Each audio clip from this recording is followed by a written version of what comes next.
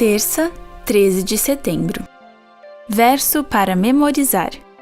Em verdade lhes digo, se o grão de trigo caindo na terra não morrer, fica ele só, mas, se morrer, produz muito fruto. João 12, 24. Disposição para ouvir. Então, o Senhor veio, e ali esteve, e chamou como das outras vezes. Samuel, Samuel! Este respondeu, fala, porque o teu servo ouve. 1 Samuel 3, 10. Você já ouviu aquela voz mansa e delicada do Espírito Santo, mas a ignorou? Consequentemente, tudo deu errado e você pensou mais tarde, oh não, por que não ouvi? O primeiro livro de Samuel descreve a história de um homem e 2 filhos maus que não deram ouvidos ao Senhor. Descreve também a história de um menino que o ouviu. Embora houvesse fortes advertências de Deus, aqueles que precisavam mudar seu comportamento não o fizeram. Ouça 1 Samuel 2, 12 a 17 e 22 a 26.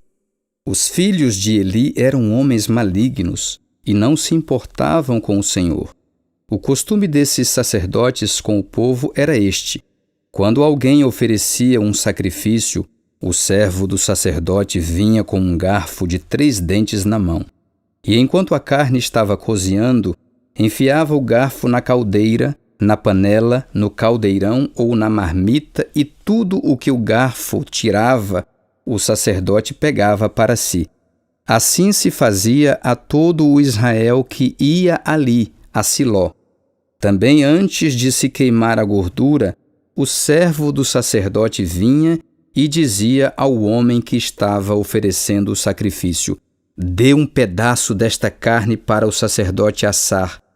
Ele não aceitará de você carne cozida, mas apenas crua.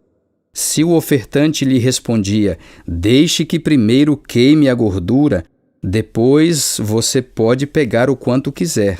O servo do sacerdote dizia: não, você tem de entregar essa carne agora, senão eu a pegarei à força. Era, pois, muito grave o pecado desses moços diante do Senhor, porque eles desprezavam a oferta do Senhor.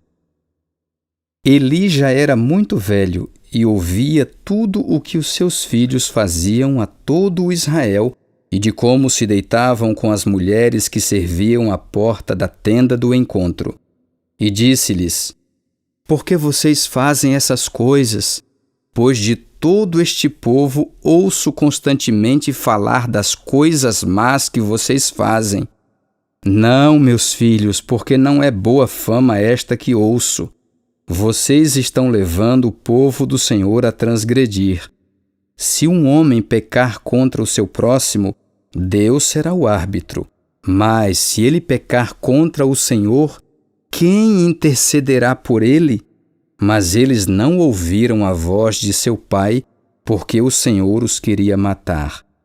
E o jovem Samuel crescia em estatura e no favor do Senhor e dos homens. 1 Samuel 3, 10. Então o Senhor veio e ali esteve, e chamou como das outras vezes: Samuel, Samuel. Este respondeu: fala, porque o teu servo ouve. Pergunta 3. Que contraste fica aparente entre aqueles que ouvem a Deus e aqueles que não o ouvem?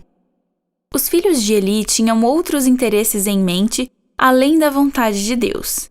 E mesmo Eli tendo falado com seus filhos depois de ter ouvido o que Deus queria, parece que ele não fez mais nada. Seus filhos, obviamente, não estavam prontos para submeter a vida à vontade divina. Que contraste com o jovem Samuel!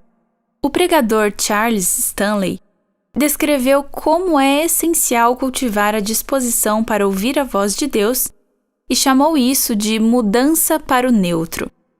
Ele disse, abre aspas, o Espírito Santo não fala para transmitir informações, e sim para obter uma resposta.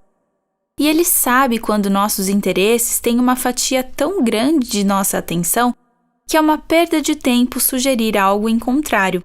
Quando esse é o caso, ele geralmente fica em silêncio e espera que nos tornemos neutros o suficiente para ouvir e finalmente obedecer. Fecha aspas. O que Stanley quis dizer com se tornar neutro o suficiente? Quando você pensa sobre sua abertura para Deus, o que muitas vezes o impede de ser neutro o suficiente para ouvir e finalmente obedecer? O que você precisa fazer em sua vida para cultivar a abertura à voz de Deus e a determinação para obedecer à sua orientação?